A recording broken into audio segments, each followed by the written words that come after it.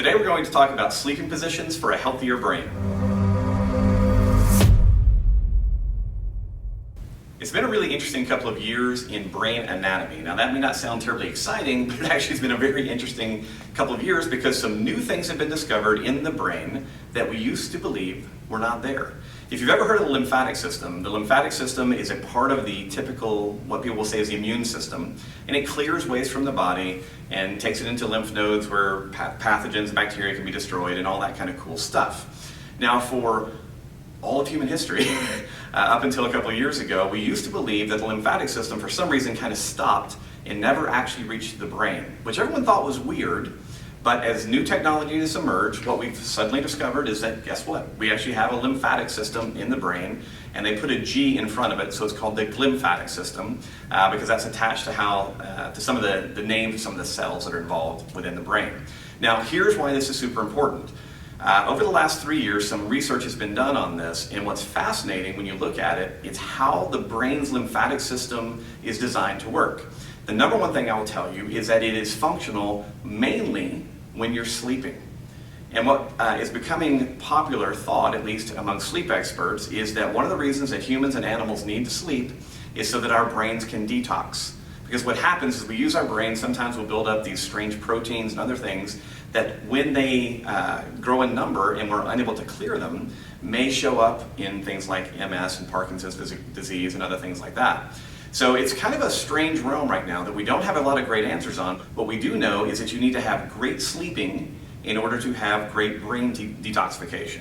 That's very, very important. Now, the second thing I want to talk about today is, if that's the case, is there a position in which sleeping seems to do a better job in helping brain clearance? And the answer is yes. A study published last year did this kind of cool dynamic MRI stuff where they were looking at actual fluid motion within the brain during the sleep cycle.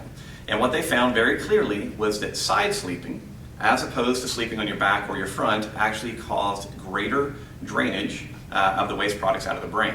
So right now, the researchers in that study are starting to recommend that treatment, or even a part of prevention for Alzheimer's and Parkinson's, may involve getting very, very specific about getting people to sleep on their sides. Now, doctors have talked about this for many, many years because we also know that if you sleep on your left side, that will often reduce digestive symptoms. If you sleep on your right side, it will increase them. There's a lot of kind of strange stuff that goes into this, but because this is my blog, I'm going to tell you what you should be working on. The basic is learn to sleep on your side, and if you're going to sleep on your side, emphasize your left side. Now, how do you go about doing that?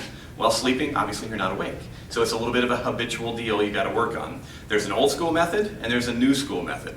The old school method for getting you to sleep on your side, which has been around a long time, is to make it uncomfortable to do anything else. So people would often tape tennis balls to them or put tennis balls somewhere in their clothes or in their bed, so if they wound up on their back, they're actually getting a reminder that this is an uncomfortable position, and that will cause them to roll to their side. That's old school. You can also put something in the middle of the bed that doesn't allow you to flop over, but you can try that if it works for you. The other option in today's world is pillows. When you talk to sleep experts, one of the things that they actually recommend is a lot of people don't like sleeping on their side because they have poor mattress quality, and on top of that, their body doesn't feel supported, which is why they choose either their front or back. So using a big body pillow or multiple pillows placed so that your knees and everything else are more comfortable is often also a good way to start the side sleeping process. The third thing I'm going to bring up in this is if you have a sleep issue, it's probably also related to your breathing. One of the things that sleep apnea experts will tell you is that most people will default to the position in sleeping that allows them the greatest ability to breathe. So a lot of people that struggle with side sleeping or back sleeping, it's because the airways close down, and so most sleep apnea people will say if you have a really closed down airway, most people wind up sleeping on their stomach. Now, I say all that just so that you can kind of maybe self-identify and start to recognize that if you do have issues, you always wind up on your stomach or your back, you may also want to look into your breathing. A lot of that can come from jaw position, throat strength, and just basic respiratory practices. And if you want to know more about that, you can watch some of our other blogs. So there you have it. Think about sleeping on the left side. It'd be good for your brain, good for your gut, good for everything that you do. Thanks, guys.